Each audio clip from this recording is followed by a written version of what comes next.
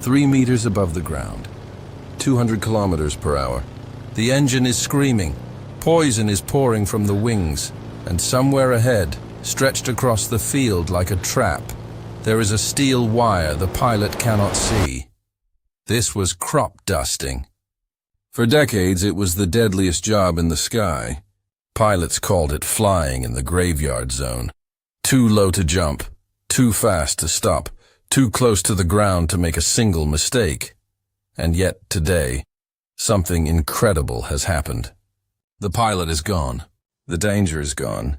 The aircraft flies itself in the dark in perfect formation, and it examines every single plant beneath it, one leaf at a time. How did we get from suicide missions to that?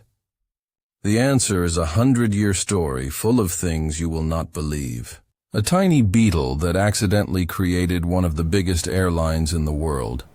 You have definitely flown with them or seen their planes.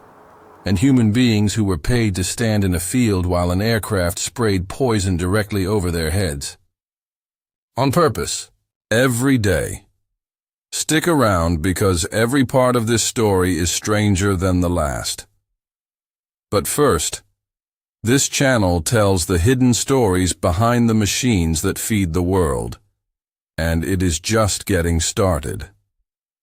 If that sounds like your kind of channel, hit subscribe and tap the like button. It costs you 1 second, and it helps this channel more than you can imagine. Alright, let's go back to where it all began. The year is 1900. There are no planes over the fields. There is only fear, because the deadliest enemy of every farmer is not drought, and it is not hail. It is insects. A single outbreak can erase an entire harvest in days. And in 1900, a lost harvest does not mean a bad year. It means hunger. The only weapon farmers have is chemical dust, spread by hand. Workers walk through the fields with sacks of sulfur powder, shaking it over every plant, breathing the poison in with every step. Later come horse-drawn dusting machines. They are slow, the coverage is terrible, and the insects always come back. Farmers are losing the war. And then in 1921, one crazy experiment changes everything in a single afternoon. Near Dayton, Ohio, a grove of catalpa trees is being eaten alive by caterpillars. Treating them by hand would take weeks. The trees would be dead first. So a group of scientists asks a question nobody had seriously asked before. What if we attack from the air? They bolt a metal hopper full of insecticide dust onto a Curtiss Jenny biplane. An Army pilot named John McCready takes off, dives low over the trees, and the operator releases the dust. The entire grove is treated in minutes. Minutes instead of weeks. The men on the ground realize they have just witnessed the birth of a brand new industry. The airplane has become a farm machine. 2 years later, in 1923, the first commercial dusting company in the world is founded, Huff Dalen Dusters. Their target is a tiny insect with a big appetite, the boll weevil, a beetle destroying the cotton fields of the American South. And here is the part that sounds like fiction. That little dusting company keeps growing. It starts carrying mail, then passengers. It changes its name. Today, that former crop dusting company is called Delta Airlines. One of the largest airlines on planet Earth exists because farmers needed to kill a beetle. Remember that the next time you see a Delta plane at the airport. But while the company men were building an empire, the pilots were fighting for their lives. After the First World War, surplus military biplanes sold for almost nothing. Former combat pilots and airshow daredevils bought them, strapped on chemical hoppers, and went hunting insects. The flying was brutal. 2-3 meters above the crop, full throttle, from sunrise to sunset. At the end of every single pass, a violent pull-up over trees, fences, and power lines. Wires were the silent killers. From a bouncing cockpit at full speed, a steel wire is invisible until it is too late. These pilots crashed so often that many airfields simply expected it. After the Second World War, thousands of cheap Stearman training planes flooded the market. A new generation converted them into sprayers, and the dangerous dance continued. now with liquid chemicals like DDT instead of dust. Something had to change. And in the 1950s, it finally did. For the first time, engineers designed aircraft born for this one job, built not around the chemicals, but around keeping the pilot alive. The Grumman Cat, the Piper Pawnee, later the legendary air tractor. The cockpit sits high inside a reinforced steel cage. The long nose is designed to crumple and absorb a crash. These planes can hit the ground and let the pilot walk away. Flying got safer. But one part of the system stayed absolutely insane. And this is the part almost nobody remembers.